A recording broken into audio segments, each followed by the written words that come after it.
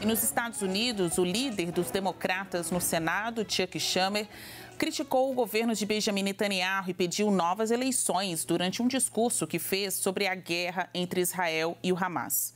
Em discurso no Congresso americano, Schumer disse: como apoiador de Israel ao longo da vida, ficou claro para mim, a coligação Netanyahu já não se adapta às necessidades de Israel depois de 7 de outubro, dia do início da guerra. Segundo o líder democrata, o primeiro-ministro israelense errou ao permitir que a sobrevivência política dele ficasse acima dos interesses do país.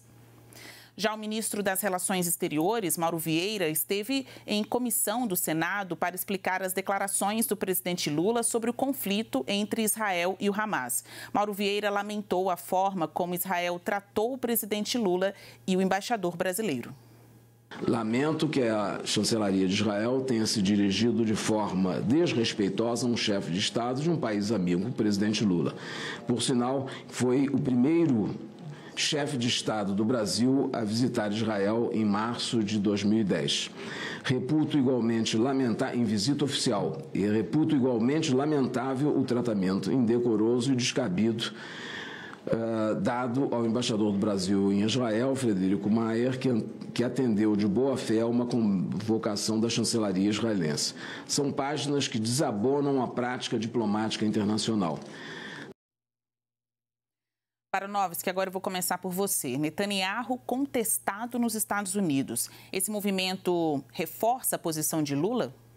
Basília, causa espécie a ideologização desse debate que remonta à época bíblica. Na verdade, o conflito de Israel e Palestina, ele não pode ser julgado aí na bitola de esquerda à direita, mesmo porque é um conflito que tem a sua gênese mais antiga de que qualquer politização que queira se fazer em relação a esse conflito, algo bastante complexo, envolve questões territoriais, geográficas, econômicas e mormente religiosas. Eu lembro que também constava aqui na CNN na época do conflito de Ucrânia e Rússia, e uma das perguntas que me foram feitas é quem tem razão nesse conflito. A verdade é que a nossa Constituição Federal, ela traz resposta. Ao mesmo tempo que o artigo 4º da Constituição, princípios regentes das relações internacionais, diz que o Brasil deve priorizar a defesa dos direitos humanos, ele também diz da não intervenção, respeitando a soberania dos países, mas principalmente, e aqui é o destaque, a solução pacífica dos conflitos. O Brasil não deve ter interesse para o lado A ou para o lado B, não deve se politizar e ideologizar um debate tão sério, tão complexo, sofrível para os dois lados. É necessário apontar que os dois grupos sofrem bastante de uma discussão que é bastante antiga. A politização desse tema tira a causa de fundo e, como meu próprio sobrenome sugere, também acontece na mesma situação em Ucrânia e Rússia em relação a um debate que envolve aspectos culturais bastante densos. Talvez a postura mais adequada seria a equidistância, a defesa dos direitos humanos, também condenando excessos, tendo em vista que houve uma reação a uma agressão inicial de uma das partes, mas também lembrando no processo histórico, foram 6 milhões de judeus mortos na época do nazismo, há um grande sofrimento dos dois povos. Talvez o artigo 4º, cumprido ao pé da letra, mesmo na sua interpretação literal, colocaria uma melhor posição, mas confio muito na diplomacia brasileira, um dos concursos mais difíceis que se tem hoje no país. São homens bem preparados, mulheres bem preparadas que com certeza bem orientarão a posição do Brasil no aspecto internacional. Cardoso, se agora até os Estados Unidos estão adotando esta posição, o Brasil acertou na crítica? É um movimento que reforça Lula? Bem, Basília, desde a primeira vez que o grande debate trouxe esse tema à discussão, eu tenho falado a minha posição a respeito, que pode ser resumida em alguns pontos. Primeiro, eu achei inaceitável o ataque que o Hamas fez, um ataque realmente de cunho terrorista que fez Israel, reprovável e tem que ser repudiado, porque qualquer pessoa que defende os direitos humanos tem que repudiá-lo. Segundo ponto, também afirmei que achava excessiva, desmedida e irrazoável do ponto de vista da proporcionalidade a resposta que o governo de Israel, do senhor Benjamin Netanyahu, dava a faixa de Gaza, dava ao Hamas. Ele começou a atacar não apenas aqueles que acusa de terrorismo e que realmente praticaram, mas também atingir população civil, crianças, mulheres, pessoas que muitas vezes sequer têm qualquer envolvimento com o Hamas e podem até ser contrários a ele. O que está acontecendo na faixa de Gaza é um verdadeiro morticínio, como disse efetivamente o nosso chanceler hoje no Senado. Então, diante deste quadro, ainda fiz uma terceira ponderação. Era necessário lutar pela paz, era necessário lutar por um cessar-fogo. Não entendia que a situação de legítima defesa que Israel poderia invocar poderia incorrer nesses excessos. E, por fim, afirmei textualmente, é a minha opinião, que Benjamin Netanyahu, que tinha uma posição difícil política em Israel, valendo-se do seu extremismo, reconhecido e indiscutível, e da sua equipe de governo, que também o tempo inteiro destila ódio contra o povo palestino, não contra o Hamas, contra o povo palestino, seguramente estava se valendo daquela situação para se perpetuar no poder, porque ele estava em péssimos lençóis no momento em que esse infeliz e hediondo ataque do Hamas acontece em Israel. Tudo isto cada vez mais começa a ser demonstrado aos olhos do mundo. Os principais aliados de Benjamin Netanyahu, leia-se agora, Estados Unidos da América, já começam a ter vozes contundentes, e não foi qualquer pessoa que fez o pronunciamento lá. Foi o líder democrata, que no Congresso dos Estados Unidos da América fez um pronunciamento dizendo exatamente aquilo que nós temos afirmado ao longo do tempo.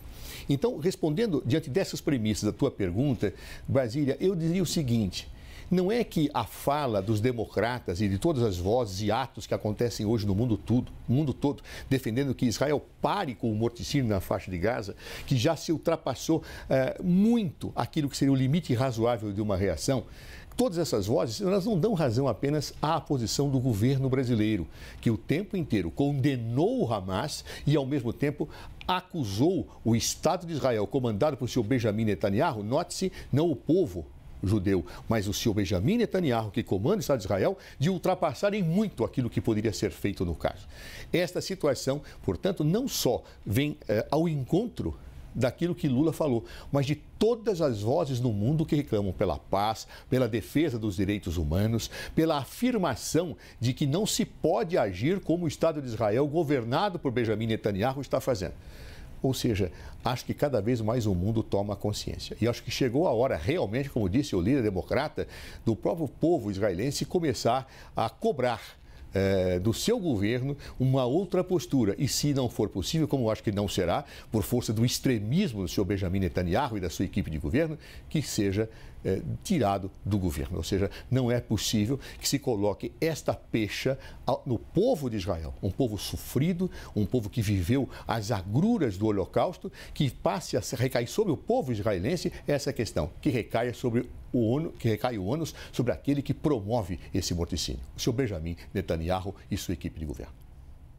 E agora, né? O que acontece agora após estas novas manifestações de outros atores internacionais, não somente o Brasil? A diplomacia brasileira ficou sob forte pressão após as declarações do presidente Lula fazendo citação ao Holocausto. Ainda que ele não tenha utilizado a palavra Holocausto, ele lembrou das vítimas do regime nazista, fazendo comparação às mortes que estão ocorrendo hoje na faixa de Gaza. A partir dessas novas declarações, porque lá atrás o Brasil disse, está se posicionando assim para expor para o mundo, trazer a comunidade internacional para este debate e apontar a barbárie que está ocorrendo ali. Após esse posicionamento dos Estados Unidos, na avaliação dos senhores, isso devolve, de alguma forma, as condições do Brasil ser o mediador desta pacificação, do cessar-fogo? É possível, além de um agente, né, de vocalizar esta questão, o Brasil poderia, então, reassumir essa condição de mediador da guerra? Baranovski. Certamente, Basília, eu não tenho dom oracular, mas prevejo aí que a situação se agrava no futuro, principalmente em relação a eleições polêmicas que teremos ao todo mundo. Lembrando, a Suprema Corte libera a candidatura de Trump e haverá uma rivalidade muito forte nas eleições americanas. A mesma situação em alguns países da Europa e também na situação do Brasil. A depender de quem vença essas eleições, nós poderemos ter aí uma intensificação desses conflitos, também de Rússia e Ucrânia. Então, são dois conflitos que conjugam-se e dependem muito da análise das eleições no direito comparado entre outros países. A postura do Brasil em conflitos internacionais, principalmente em conflitos armados, sempre foi pela postura de pacifismo. A nossa Constituição tem isso expresso no artigo 4º, seja em defesa da paz, seja na não intervenção, seja na solução pacífica dos conflitos. O que fundamenta aqui internamente o nosso direito é o respeito à dignidade da pessoa humana. É claro que um país tem o direito de defender a sua soberania interna e externa, que é essa qualidade máxima do poder, mas ao mesmo tempo ele deve respeitar os tratados de direitos humanos, senão gera um fenômeno muito conhecido na doutrina constitucional, que é o retrocesso social, o famoso efeito clique, ou seja, é importante que não só as leis, mas as ações dos países assim o respeitem. Sabemos que é um processo complexo, mas sabemos que historicamente o Brasil sempre se comportou adequadamente política e internacionalmente. A diplomacia do Brasil é exemplo para o mundo inteiro.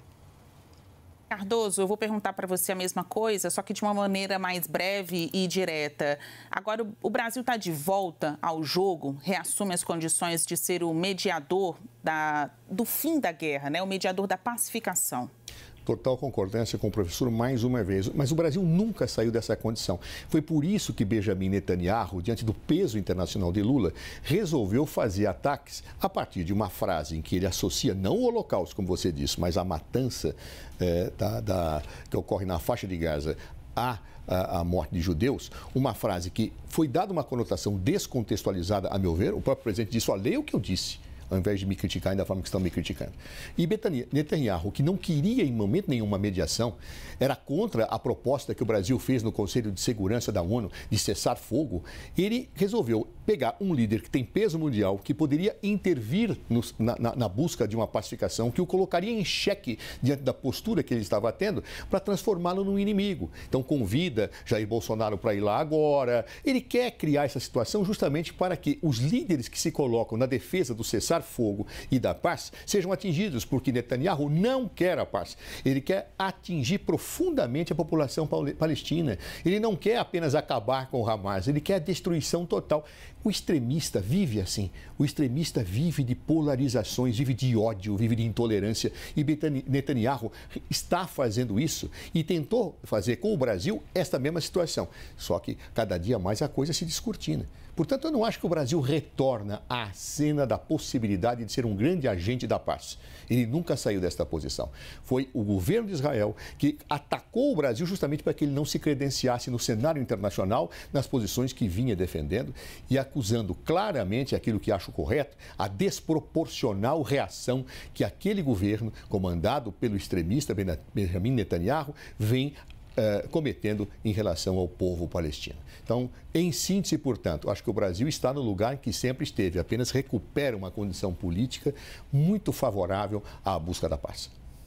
Já que o Brasil, então, não caiu desse patamar de mediação, ouvindo aí ambos os lados, vocês acham que já está na hora do embaixador brasileiro voltar a Israel? Eu aproveito para pedir os 30 segundos finais dos senhores, suas últimas considerações neste nosso grande debate. Baranovski. Perfeitamente, Basília, concordo. E em relação, havendo condições geográficas, principalmente de segurança em relação ao embaixador, que ele regresse e tente, então, essa composição para ambos os lados. O Brasil sempre foi um protagonista na solução pacífica dos conflitos. Quantos conflitos, historicamente, e apesar do tempo, nós podemos registrar em que a posição do Brasil foi decisiva para o fim dos conflitos. O Brasil, então, retoma a ser o protagonista e, com certeza, fará essa intermediação, cumprimento ao que diz a nossa, novamente, Constituição de 88, solução pacífica dos conflitos. Cardoso, é hora do embaixador Frederico Mayer voltar para Israel? Seria o ideal. É saber se há condições para isso. O que foi feito com o embaixador brasileiro, através do seu chanceler, do seu Benjamin Netanyahu, chamando para uma coletiva no Holocausto, em que falou coisas que, obviamente, o embaixador que não fala hebraico não tinha condições de entender ou de intervir, foi de uma deselegância, eu não falei deselegância, foi de uma falta de educação e de uma grosseria, como poucas vezes se viu na história da diplomacia. Então, diante deste quadro, o Brasil tem que medir se realmente for para levar um embaixador para lá para submeter a grosserias, a chincalhas, a situações desejáveis, não é a hora. Mas o Itamaraty, na figura do nosso chanceler, que é um homem experiente, saberá dizê-lo a melhor hora para isso. E o grande debate termina aqui. Muito obrigada, Baranovski, Cardoso. Lembramos que as opiniões que foram emitidas pelos nossos comentaristas não refletem necessariamente a posição da CNN Brasil. Uma ótima noite a todos.